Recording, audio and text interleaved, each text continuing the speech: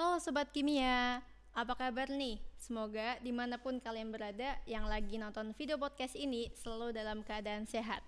Nah, di sini saya Nanda Nadila Putri yang akan membantu jalannya podcast kali ini. Podcast apa sih? Selamat datang di Chemicast, podcast yang akan membahas berbagai hal menarik mengenai dunia kimia. Di sini kita dibarengi oleh Bapak Dr. Sigit Pratmoko yang merupakan dosen kimia sekaligus ketua laboratorium di FMIPA UNES. Beliau merupakan dosen kimia dan juga sekaligus pakarnya di bidang kimia fisik pada fokus penelitian di nanomaterial dan juga katalis. Jadi selain kita akan ngobrol santai ataupun selain kita akan membahas mengenai akademik maupun riset, kita juga akan membahas mengenai perkembangan ilmu kimia dan juga tentang kimia kuantum dari perspektif seorang ahli. Halo Bapak, gimana Halo, nih kabarnya? alhamdulillah baik saja Mbak. Gimana kabarnya juga? Alhamdulillah baik. Alhamdulillah baik. Ya. Kalau boleh tahu kesibukannya sekarang apa ya Pak semenjak Hmm, menjadi ketua laboratorium ya. di FMIPA UNES? Oke. Jadi seperti hanya Bapak Ibu dosen yang lain, tugas dosen itu kan ngajar, penelitian, pengabdian, ya toh. Nah, Betul. tetapi di antara tiga itu ketika kita pulang ke rumah tetap harus ada kegiatan lain yang sifatnya kemasyarakatan. Jadi sebagai kalau saya orang muslim ya amal kita lah. Jadi tidak hanya di kampus tapi di masyarakat tidak ada kegiatannya itu kan kok kelihatannya ada yang kurang. Oleh karena Iya. itu saya tetap mencoba untuk menerjunkan diri ke masyarakat melalui kegiatan-kegiatan sosial keagamaan kayak di lingkungan masjid, kemudian di ke-RW-an, KRT-nan itu saya berusaha untuk terlibat langsung. Karena dengan demikian amaliyah saya itu mudah-mudahan tetap terjaga dan bisa dicatat oleh Allah Subhanahu wa taala.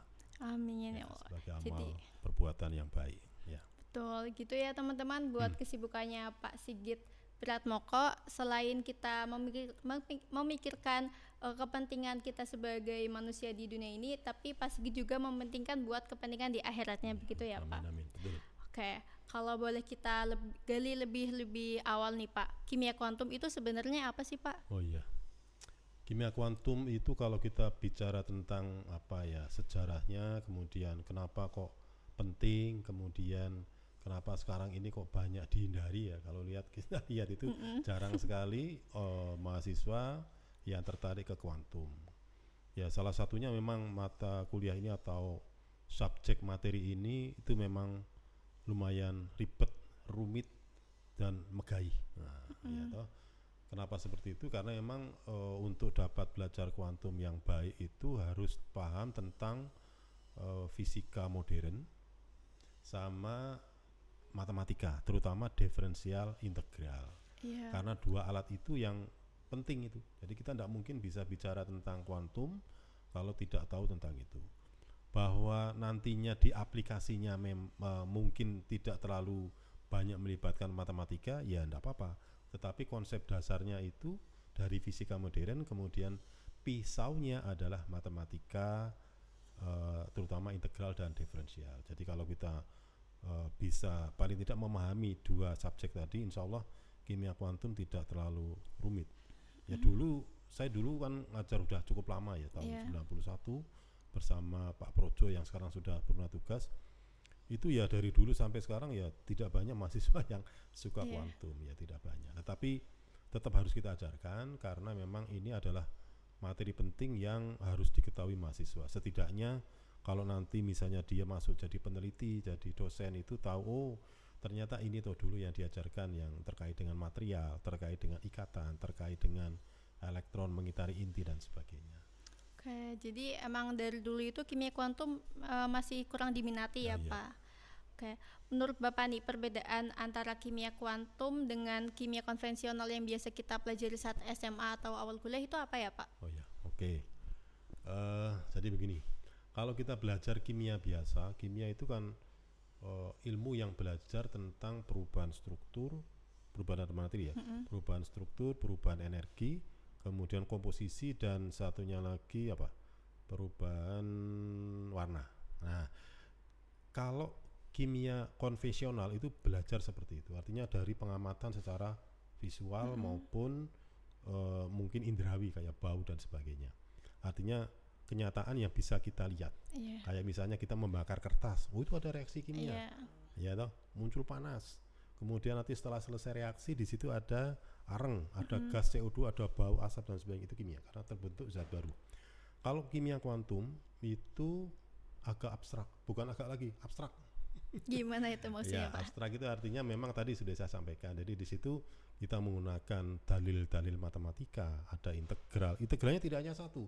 Integral itu lipat 3. Anda mungkin bisa bayangkan waktu dulu matematika kimia. Iya, betul banget. Integral kan terhadap X, terhadap Y, terhadap Z. Iya, banyak banget itu. Ya, itu baru dimensi Kartesius. Kalau kita masuk ke dimensi atom, atom itu kan elektron mengitarinya dalam bentuk bola. Berarti model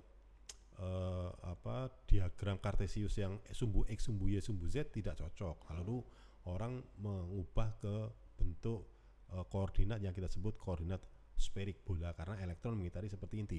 Kalau begitu nanti harus dirubah. Ya, dirubah ke sudut theta, R, kemudian V. Wah, jelimet. Itu saya pernah menugaskan dulu. Kimia kuantum itu dulu namanya fisika modern, jadi dipecah jadi 2 mata kuliah. Fisika modern 2 SKS, kemudian kimia kuantum sendiri 2, jadi 4 dulu. Kemudian sekarang ini kan karena perubahan kurikulum jadi 2. Nah, pada saat saya ngajar fisika modern di awal-awal itu tahun 90 sampai 2000-an awal, itu saya pernah menugaskan mahasiswa untuk mengkonversi dari koordinat X, Y, Z menjadi koordinat bola R, theta, V.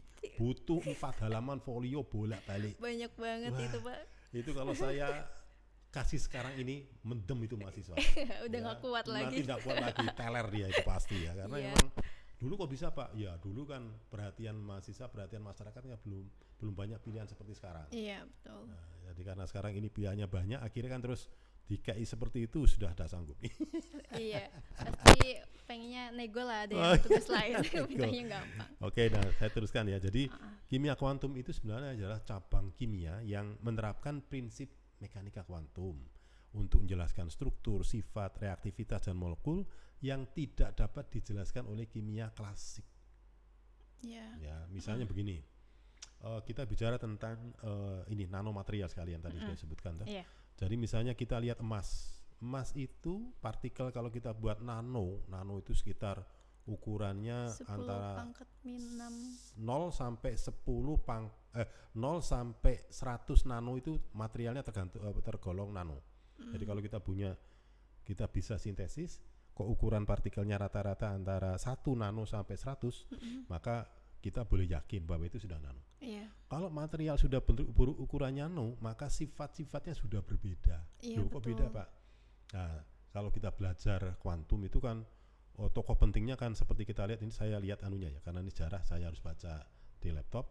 Itu ada Max Planck, ada Einstein yang tadi sudah saya sebutkan, ada Bohr, ada Schrödinger yang tadi saya sebutkan, ada Heisenberg. 5 orang ini itu adalah pondasi mereka yang meletakkan pondasi kimia kuantum. Nah, pada saat kita kembali ke tadi yang partikel ukurannya kecil. Kalau partikel ukurannya kecil, sifat-sifatnya beda dengan partikel yang ukurannya gede seperti tubuh kita, seperti material meja, kursi, ya ini mic dan sebagainya beda. Sifatnya beda, sifat listriknya beda. Sekarang kita lihat contoh. Pada saat kita lihat tokek. Tokek kok bisa menempel itu, kakinya gimana itu? Ternyata setelah diselidiki, di kakinya tokek itu ada rambut-rambut yang ukurannya kecil, sangat kecil yang mungkin mendekati nano. Ya, sehingga dia bisa itu nempel di permukaan dinding, kuat dia nempel. Dan orang sekarang ini sedang belajar bagaimana membuat material seperti materialnya pada kaki topeng. Supaya kalau ya kita kan sudah tahu film Spider-Man. Itu kan sebenarnya itu kan fiksi ya. Fiksi, tetapi orang kan ingin karena juga kok bisa ya. Melihat tokek dan sebagainya bisa merambat di dinding. Nah, teori nano ini ternyata memang di situ bisa diaplikasikan. Ya, jadi sangat beda. Oleh karena itu sekarang ini kan orang sedang mencoba untuk mengembangkan material-material yang ukurannya kecil supaya sesuai dengan keinginan kita mau jadi apa. Misalnya obat. Ya, obat itu kan kalau ukurannya gede tidak nano, maka terserap hanya di bagian tertentu aja. Tapi begitu ukurannya nano, itu dia akan bisa masuk ke target tertentu karena ukurannya kecil. Tapi ilmu pengetahuan itu kan bermata dua. Kalau kita pakai pisau itu bisa dipakai untuk membunuh, tapi bisa juga untuk dipakai untuk hal-hal yang kegunaannya positif, memotong daging, mengiris sayuran dan sebagainya. Tapi bisa dipakai untuk membunuh. Sama, nanomaterial juga sama. Nanomaterial sebagai jawaban terhadap kuantum itu juga punya sisi positif, punya sisi negatif.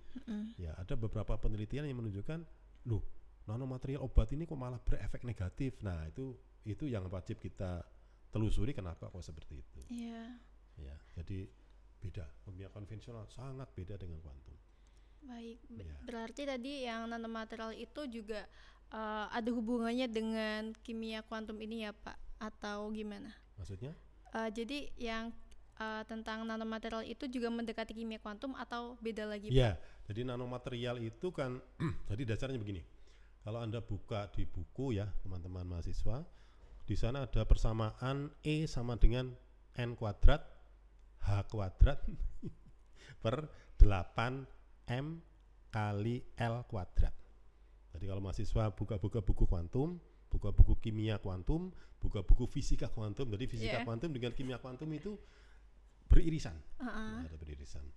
Nah, di sana nanti menemukan persamaan E, energi dari elektron, sama dengan N itu bilangan kuantum utama, dikalikan H, tetapan Planck, dikuadratkan dua-duanya, dibagi 8 kali massa partikel kali L kuadrat. L itu jari-jarinya partikel.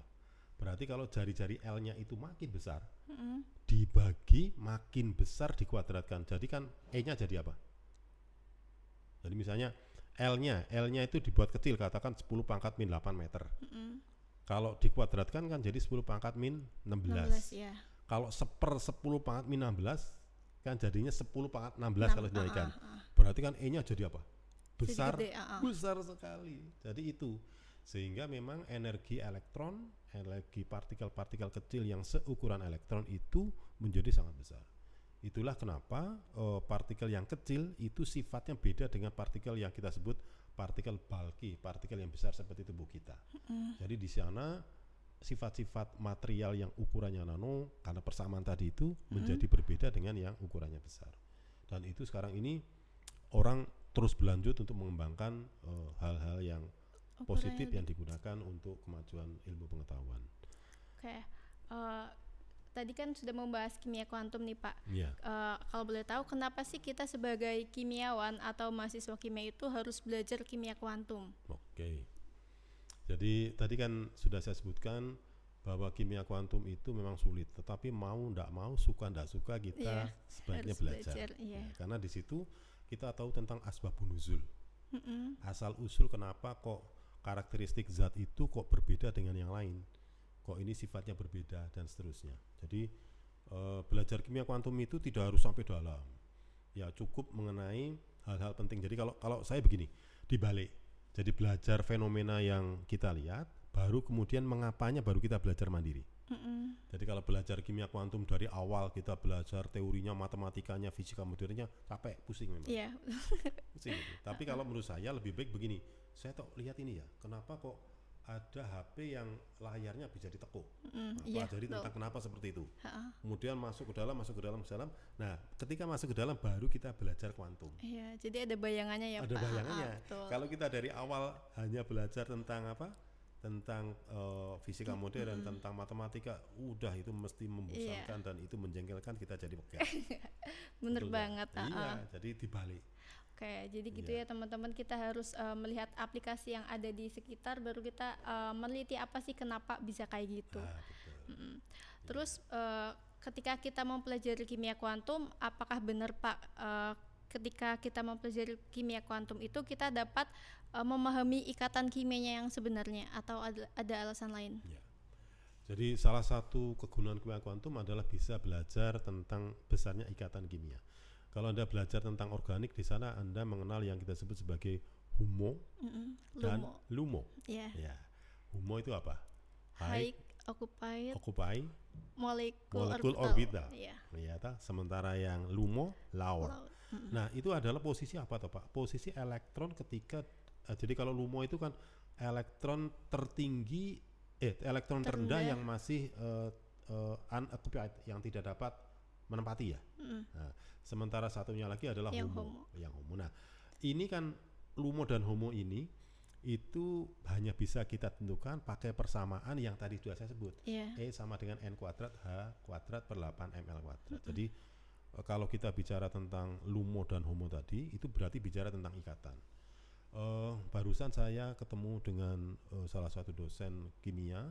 Saya tadi bincang-bincang kecil tentang, misalnya begini, saya punya material yang saya teliti itu TiO2. TiO2, titanium dioxide, itu kan semikonduktor. Kemudian semikonduktor itu apa? Semikonduktor itu adalah padatan yang dapat menghantarkan listrik karena dua penyebab. Yang pertama, dari isolator berubah jadi konduktor karena suhu, dan yang kedua dari isolator berubah jadi konduktor karena cahaya. Jadi ada dua penyebab kenapa dari isolator bisa menjadi konduktor, sehingga kita sebut sebagai semikonduktor. Nah, TiO2 ini kan karakternya dia hanya dapat diaktifkan oleh sinar UV, ultraviolet. Sinar UV ini energinya besar karena seperti rumusnya Planck, E sama dengan apa? H per lambda. Kalau lambdanya makin besar berarti E-nya makin kecil. Kalau lambdanya makin kecil, E-nya makin besar. Nah, UV ini energinya besar, berarti lambdanya kecil. Lambdanya kecil. Nah, UV ini itu di matahari kita itu hanya sekitar 5%. Ya, kecil sekali. Loh, Pak, itu di lab kan biasanya mahasiswa kalau itu pakai UV ya. Tapi kan UV murni, artinya kita punya lampunya. Padahal di alam semesta ini kan matahari kita tak terbatas energinya. Sampai sekarang orang masih sedikit sekali memanfaatkan cahaya matahari untuk berbagai kebutuhan. Padahal Tuhan sudah memberikan contoh. Lihatlah itu fotosintesis. Tumbuhan matahari itu sumber energi penting untuk fotosintesis. Dan kita pun mendapatkan energi matahari itu lewat fotosintesis. Loh, kok bisa? Kalau kita makan, makanan itu dari mana? Tanaman. Hewan bisa. Kalau hewan makan dari siapa? Tanaman. Kan sumbernya tanaman. Tanaman, semua tanaman yang berklorofil pasti ada fotosintesis. Fotosintesis pasti butuh matahari. Matahari itu hanya punya 5% UV. Dia hanya 5%. Padahal cuma 5% ya. Tapi bisa dia kemudian melakukan untuk pelentingan elektron pada fotosintesis, sehingga zat hijau daun itu bisa merubah CO2 plus H2O jadi O2 dan glukosa. Nah, itu seperti reaksi fotosintesis. Ya, jadi itu pentingnya di sana. Baik Pak, tadi bahas tentang riset nih Pak. Sebenarnya untuk di laboratorium Bapak sendiri atau di riset-riset mahasiswa FMIPA ini banyak nggak sih Pak, atau sering nggak sih mahasiswa itu mengambil topik penelitian mengenai kimia kuantum? Kimia kuantum, ya. Tadi kan sudah saya sampaikan topik kuantum kan tidak menarik, sangat tidak menarik. Ya. Karena memang bekalnya harus cukup di dua tadi itu, matematik sama fisika modern, sehingga memang penelitian yang khusus kuantum masih kurang. Masih kurang. Jangan membandingkan kita ya, ITB di UGM dan sebagainya juga tidak terlalu banyak. Sebenarnya menarik juga sebenarnya ya, karena memang ini kan nanti aplikasinya kemana-mana itu. Jadi kalau tadi sudah sebutkan, saya singgung sedikit tentang aplikasi kuantum pada obat. Yaitu tidak hanya pada obat, pada alat apa namanya, HP, kemudian dan macam-macam itu, termasuk ini si siapa itu yang terkenal dari Amerika, yang penemu yang punya Tesla. Nikola bukan. Punya Tesla, siapa? Punya siapa? Siapa ya, lupa. Bukan Elon Musk. Elon Musk, betul. Elon Musk itu. Nah, Elon Musk itu kan berkeinginan untuk membuat pesawat ulang-alik pakai roket yang bisa terbang tegak lurus dan kembali. Nah, dia berkeinginan gimana sih cara membuat pesawat ini supaya kecepatannya mendekati kecepatan cahaya. Ya, padahal Einstein sudah mengatakan tidak mungkin ada material yang punya kecepatan mendekati kecepatan cahaya. Loh, kenapa? Karena kalau kecepatannya mendekati kecepatan cahaya, masanya jadi tak terhingga. Gede banget. Gede banget. Jadi sangat besar. Terus kalau dihubungkan ke agama, itu dulu Rasulullah itu kok melakukan Isra Mi'raj itu gimana, Mas? Waktu ditekoi ya. Karena itu kan di luar pemikiran kita, kan mujizat Gusti Allah itu kan. Tidak bisa kita pakai dalam dalil kita ini. Nah, jadi mahasiswa itu jarang, harapan saya tidak usah kuantum mungkin ya, tapi yang mendekati kuantum lah. Kayak foto katalis, kayak material berbasis fotokatalis itu coba sekarang ini digiatkan kembali. Dulu kita punya yang kita sebut sebagai Triple C. Triple C itu singkatan apa ya? Saya lupa ya.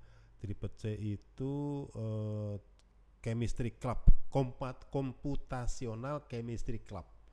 Begitu ada kata-kata komputasional, sekarang ini tidak ada mahasiswa mendekat. Padahal dulu itu banyak mahasiswa yang kepingin tahun 90 akhir sampai 2000 awal itu. Kenapa Pak? Ya karena emang seneng. Dan alumni Triple C ini banyak bekerja di IT, banyak bekerja di media. Kita mengenal Mas Andika dan sebagainya. Nah, saya berkeinginan Pak Kasmui, lewat Pak Kasmui itu kalau bisa Triple C ini dikembangkan lagi, apalagi sekarang pakai AI toh. Sekarang tidak ada masalah dengan gawe program, pakai AI bisa. Iya toh. Jadi tidak masalah. Jadi menurut saya sekarang inilah waktu yang tepat untuk mengembangkan Triple C kembali. Meskipun mungkin itu tidak banyak mahasiswa yang tertarik. Iya, betul. Nah, jadi kembali ke tadi, jadi konteksnya kalau kuantum murni ya jarang, karena kita harus pakai komputer yang super komputer. Hitungnya itu pangkatnya, karena di dalam perhitungan komputasi kimia kuantum itu hitungnya berulang, yang kita sebut sebagai apa itu? Iterasi. Iterasi itu ditambah hasilnya ini jadi operasi berikutnya. Hasilnya nah itu kan panjang sekali. Dan itu kalau komputer biasa kayak gini udah kuat. Iya betul. Nah jadi ya paling tidak mendekati dengan aplikasi di kimia kuantum kayak tadi yang fotokatalis yang macam-macam banyak. Di anak-anak fisika itu sekarang sudah mulai. Tentang fotokatalis. Fotokatalis apa fotonik, tidak hanya fotonik. Fotokatalis ya, fotonik. Foton itu kaitan dengan foton. Sesuatu yang terkait dengan gelombang cahaya. Begitu. Ya, jadi itu ya teman-teman mahasiswa silakan buka pikiran, ya memang harus mau belajar. Tuh. Karena kalau kita hanya mengandalkan mohon maaf cuma mempelajari di jurnal saja itu masih kurang. Ya harus baca yang banyak buku teks dan sebagainya. Betul, biar nambah pemikiran kita juga ya Pak. Membuka wawasan kita. Betul. Membuka wawasan kita. Kalau boleh tahu nih Pak, kira-kira kimia kuantum ini sering diaplikasikan buat apa selain tadi fotokatalis itu? Oke, jadi kimia kuantum itu fotokatalis, tadi obat-obatan. Oh iya, obat-obatan. Ya, kemudian pada saat kita bikin grafen. Grafen? Itu juga. Iya, grafen. Oh iya. Grafen itu kan karbon yang sudah didesain sehingga mirip grafit. Ya, kemudian ditambahi unsur lain sehingga dia punya super capacity. Nah, biasanya dipakai untuk material penyimpan energi. Nah, itu juga di situ itu kan ada loncatan elektron. Pokoknya kalau berkaitan dengan elektron loncatan itu mesti kuantum. Oh iya, begitu ya. Sudah itu. Saya baru tahu kalau grafen juga masuk toh. Nah, terus yang lagi misalnya tentang pengembangan reaksi baru. Ini kan reaksi cepat itu kan diperlukan. Misalnya begini. Baterai itu kan kalau kita isi itu kan butuh jam-jaman. Nah, orang akan cari kenapa sih kok lama? Reaksinya kok apa? Nah, dengan belajar kuantum kita bisa cobalah ada reaksi yang lebih cepat enggak? Ada reaksi lebih cepat sehingga harapannya ke depan baterai itu ngisinya tidak lagi jam, tapi ordernya menit. Seperti kalau kita memasukkan bensin ke dalam tangki. Cepat banget itu. Banget. 2 menit penuh. Nah, bisa enggak seperti itu? Inilah salah satu kegunaan dari belajar kimia kuantum.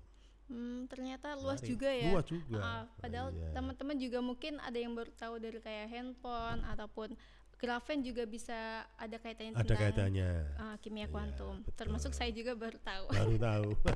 Iya, soalnya kirain kayak cuma sintesis biasa. Iya, sintesis biasa.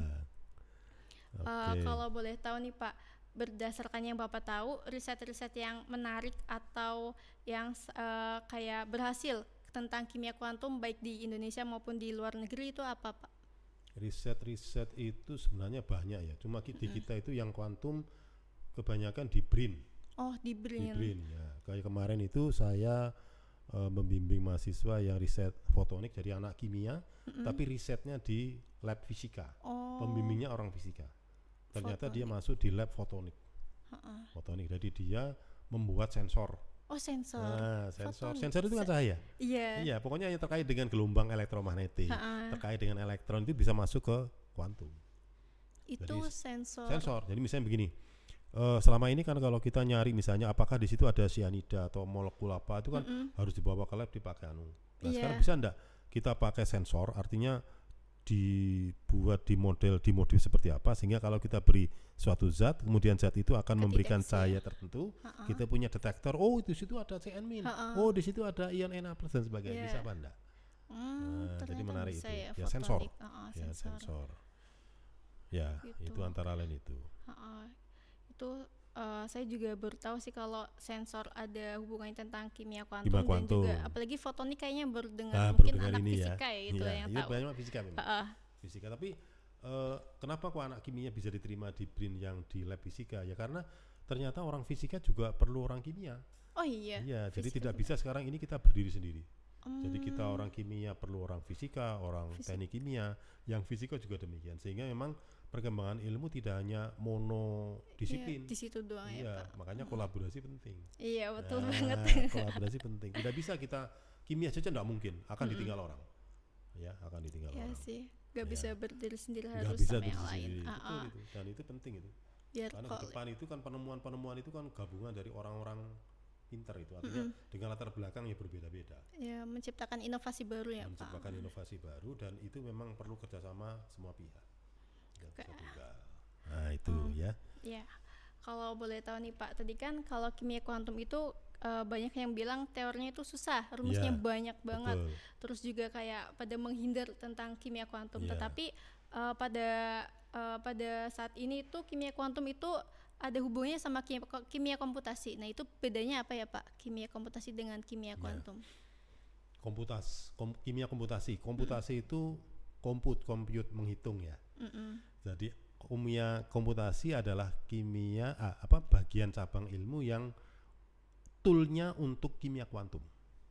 Lanjutannya gitu ya Pak? Bukan lanjutan, alat. Oh, alatnya. Misalnya begini, kalau hidrogen punya satu elektron, hidrogen mengelilingi inti, ya toh? Gerakan elektron mengelilingi inti itu punya fungsi gelombang. Fungsi gelombang. Satu elektron mengelilingi atom H itu saja fungsi gelombangnya sudah ribet. Oh iya. Iya ribet. Cuma satu berarti ya. Apalagi kalau misalnya natrium ada 11. Apalagi kalau misalnya gede lagi Tambah kayak PB itu 82. 82 elektron. Nah, itu kalau kita hanya menggunakan model komputer biasa, cara penggunaan pakai aplikasi biasa itu tidak mungkin. Jadi kita harus menggunakan komputasi. Makanya perlu kimia komputasi. Jadi kimia komputasi itu tool, alat. Ya, alat untuk membantu penyelesaian di dalam kimia kuantum. Oh begitu. Jadi ada hubungannya ya. Kira ini tuh kayak kimia kuantum dengan komputasi itu beda gitu. Oke. Lalu buat tadi kan bahas tentang tools nih Pak. Kalau pada software atau aplikasi yang dijalankan buat kita kayak running buat kimia komputasi itu juga ada perhitungan kimia kuantumnya atau enggak Pak? Ada. Jadi perhitungan kimia, bahkan saya pernah itu di lab kimia itu perlu waktu 2 hari 2 malam. 2 hari 2 malam. Ya, itu ditunggu atau ditinggal? Di komputer kita. Nah, karena sering kali dipakai gitu, sebagian mungkin rusak. Nah, sehingga ke depan ini saya akan coba usul ke universitas untuk menyediakan komputer yang branded. Nah, harapannya dipakai sampai berhari-hari nonstop, masih kuat. Permasalahannya adalah di daerah sekarang ini kan listrik mati sering. Iya, betul. Kalau listrik mati itu operasionalnya dimulai dari awal. Ngaruh ya Pak. Ngaruh. Jadi nggak bisa dilanjut Nggak gitu. bisa. Nggak bisa. Jadi misalnya perhitungan sudah sampai 100 langkah, listrik mati mulai dari nol.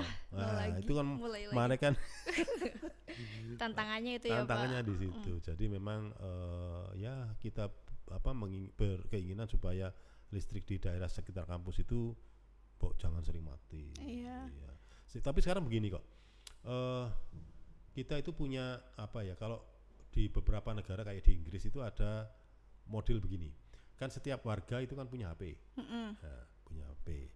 Kemudian misalnya ada ilmuwan yang kepingin mengoperasionalkan atau menghitung tertentu dari suatu elektron kemudian dia split bagi-bagi.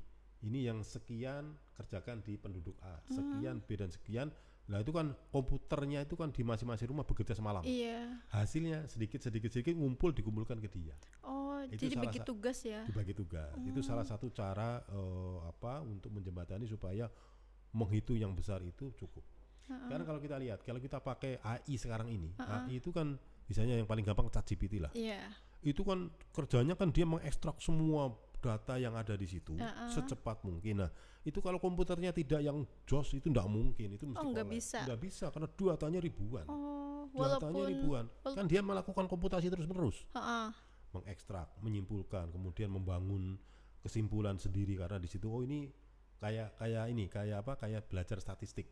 Oh ini paling banyak dipakai, oh berarti ini kira-kira yang hukumnya bener kan gitu. Iya. Nah kalau datanya sampai ribuan, gimana kita coba? Berarti kan komputernya harus mengumpulkan datanya sekian banyak dan itu mesti komputer yang bagus. Nah model yang selain tadi yang di Inggris kayak tadi juga ada yang namanya model pakai cloud. Cloud itu awan, jadi ilmuwan itu punya server besar-besar kayak di Singapura, di Inggris, di Amerika, di Jepang, di Israel.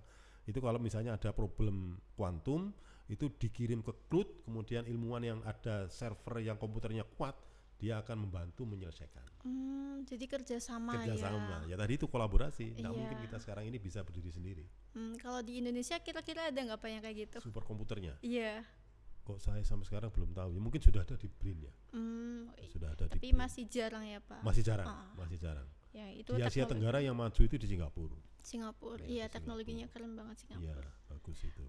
Kalau bahas tadi tentang tools ya Pak, sekarang buat metode dari kimia komputasi itu menurut Bapak yang paling recommended atau yang paling sering digunakan itu apa Pak? Metode apa maksudnya? Metode ketika kita akan merunning di kimia komputasi itu. Oh biasanya apa ya, banyak itu pakai DFT. DFT itu teori fungsi densitas, terus Gaussian, terus aljabar Boole apa banyak itu sebenarnya. Saya tidak terlalu, karena kalau saya ngajar kuantum mesti saya butuh 2 orang. Oh iya. Satu mengenal tentang komputer, satu teorinya. Nah saya bisa pegang teori, nggak bisa sendiri. Yang komputernya Pak Kasmui. Iya, beliau kan tahu tentang ngajar tentang komputasi. Jadi itu sehingga tidak mungkin sendirian. Kalau sendirian saya cuma ngajar teori sampai selesai, kasihan mahasiswa. Iya. Tapi kalau misalnya Pak Kasmui saja, itu kan dasar-dasar teorinya belum diberikan. Iya. Jadi memang 2 orang itu. Berarti harus 2 orang yang nggak bisa sendirian. Iya. Karena saya sendiri kan belajar kimia komputasi dulu sih pernah, cuma kan permukaan tidak sampai dalam. Kalau Pak Kasmui sampai dalam itu. Sehingga sekarang ini dia masuk ke Pak Kasmui itu termasuk tim kalender hijriah internasional. Pak Kasmui. Jadi Pak Kasmui sudah sampai ke situ membuat kalender. Itu juga sama, itu menggunakan komputasi. Jadi komputasi itu tidak hanya ke kimia kuantum, pokoknya asal menghitung perlu pakai komputer namanya komputasi. Kalau masuk ke kimia namanya kimia komputasi. Nah, di fisika tuh ada fisika komputasi. Itu berat banget komputasi. Oke. Kalau misal nih, tadi kan juga bahas tentang AI ya Pak, ChatGPT. Sebenarnya dengan adanya ChatGPT itu dapat mempercepat atau mempermudah kita dalam menganalisis kimia kuantum, itu benar apa enggak Pak? Apa harus kita juga cek ulang lagi? Ya, ChatGPT itu kan salah satu aplikasi yang sekarang lagi naik daun ya. Sebenarnya aplikasi yang ini juga banyak. Bagi kita mahasiswa ataupun ilmuwan itu membantu. Tapi ChatGPT tidak cocok kalau diberikan ke anak SD karena mereka baru membangun pikirannya. Kalau sudah tergantung sama itu nanti parah, dia enggak bisa mengembangkan otaknya. Ya, otak itu harus dikembangkan, harus dilatih. Kalau enggak nanti dia akan tidak berkembang dan bodoh. Ya, kebergantungan sama ChatGPT. Betul. Jadi artinya makin tua sudah tergantung sehingga akhirnya dia tidak bisa berkembang. Dan itu kalau semua menjangkiti semua siswa SD SMP di kita, ya sudah harapan masa depan bangsa kita enggak bisa kita harapkan lah. Sehingga memang lebih cocok ke mahasiswa ke atas. Nah, ChatGPT ini memang ya kalau menurut saya sih ada sisi positif dan sisi negatif. Kan setiap penemuan kan mesti kayak gitu. Iya, betul. Ada plus ada minus. Nah, tergantung kita, kalau kita bisa memanfaatkan itu memang membantu dalam apa? Mempercepat kegiatan kita. Tapi kalau kita masih belajar tentang sesuatu, kemudian kita ingin mengembangkan lagi, sebaiknya itu dikurangi. Supaya apa? Supaya pikiran kita juga berkembang. Kalau kita selalu mengandalkan pakai ChatGPT, pikiran kita tidak berkembang. Jadi lebih baik itu ya pakai baca-baca buat pemahaman kita awal. Dan itu pemahaman awal. Dan ChatGPT jadikan sebagai tool. Jadi bukan sebagai alat bantu yang terus-menerus kita pakai, kita guna. Sangat kasihan otak kita. Itu namanya kalau dalam bahasa agama namanya zalim. Kamu sudah diberi otak, kok nggak pernah dipakai. Nah, Iya. itu ada anekdot begini. Dulu itu ada 3 orang dari orang Indonesia, orang Amerika, orang Jepang. Kemudian naik kendaraan, satu kendaraan, kemudian kecelakaan. Oh, kecelakaan. Nah, terus mati semuanya. Heeh. Terus gimana ini? Ini kan sudah rusak semuanya ini badannya. Ini tinggal kepalanya tok, itu aja otaknya yang masih utuh. Wih. Gimana cara membedakan ini orang Indonesia, Amerika ataupun orang Jepang? Harus marah bingung toh. Nah, terus ada orang yang jenaka ini, ambil aja itu otaknya itu. Kalau dia masih murni dan otaknya masih seger, itu orang Indonesia. Oh iya, kok bisa? Nah, kok bisa? Karena nggak pernah dipakai. Oh ya Allah. Aduh. Ini anekdot yang menurut saya wah ngece orang Indonesia ini ya. Jadi memang kalau kita pakai otak kita terus menerus bukan rusak sih, tapi berkembang. Jadi sel-sel di otak kita akan selalu berkembang. Makanya kan kalau kita lihat orang-orang yang sering menggunakan pikirannya, itu biasanya sampai tua jarang pikun. Oh iya. Jarang pikun Tapi karena mereka kalau- selalu pakai. Kalau misal di usia muda udah pikun itu gimana? Waduh, tua sudah tinggal menunggu malaikat datang aja itu. Jadi harus melatih otak ya. Iya, Pak, melatih biar, otak. Jadi mahasiswa itu ya tetap harus melatih otak ya. Apalagi Anda masih 50 tahun lagi ke depan, 80 tahun syukur mungkin ya. Meskipun kita tidak tahu apakah dunia ini masih ada sampai 1500 tahun ke depan toh. Iya. Karena menurut Nabi itu kan katanya sampai enggak lebih dari 1500 iya. tahun ya. Katanya Nah, sekarang kan begitu. sudah tahun 1496 Hijriah. Nah, enggak Tinggal tahu walau alam. mundur lagi. Ya nggak ada yang tahu juga Ada nantinya yang gimana. tahu juga. Heeh. Ya, jadi seperti itu. Ya. Kayak luar biasa sekali ya Pak untuk buat topik kita hari ini Iya. mengenai kimia kuantum dan juga kimia komputasi.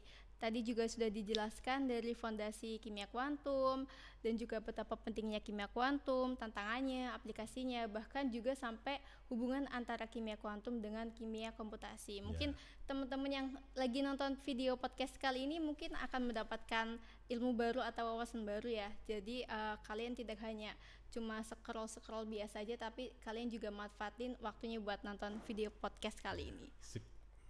Terakhir nih Pak, ada nggak pesan atau pesan atau ucapan semangat lah buat teman-teman yang lagi penelitian tentang kimia komputasi ataupun yang lagi ada ide nih buat merujuk ke kimia komputasi itu biar nanti mood belajarnya itu bisa naik lagi. Ya, memang tadi sudah banyak disinggung kimia kuantum ini memang memberatkan ya, memberatkan. Tapi tadi saya bilang kuantum adalah masa depan. Iya. Masa depan. Jadi masa depan orang-orang China, orang Jepang, orang Amerika dan sebagainya itu mereka sudah terlalu jauh mengembangkan Jauh banget kuantum. sih itu. Sudah jauh sekali. Tapi kita jangan sampai kemudian kita malah mundur. Jadi kita harus tetap mengikuti perkembangan mereka. Syukur bisa mengikuti aja sudah bagus. Mengikuti perkembangan mereka sudah bagus. Syukur bisa mendekat ke mereka. lagi. Mendekat akhirnya nanti sama. Tapi saya kira berat sekali ya. Iya benar. Tapi paling tidak di belakang tapi selalu mengikuti. Jangan sampai sudah di belakang Ketinggalan. makin ketinggalan. Tambah mundur. Iya, tambah mundur loh. Gimana ini orang Indonesia dia ada yang penemu Nobel dan sebagainya. Iya, Nah, benar. itu ya. Jadi tetap semangat menurut saya. Kuantum ini penting untuk masa depan. Meskipun mungkin harus mengerutkan kening ya, harus belajar banyak. Tapi sebenarnya tidak terlalu rumit kalau kita mau. Kayak gitu ya teman-teman buat teman-teman yang lagi penelitian tentang kimia kuantum ataupun lagi ada ide baru nih tentang kimia kuantum ataupun kimia komputasi, barangkali dari teman-teman mau ada yang bertanya juga kepada Pak Sigit juga boleh banget ya Boleh, Pak tentang boleh sekali, kimia. silakan. Ya, saya terbuka. Ya betul, terbuka banget nih teman-teman.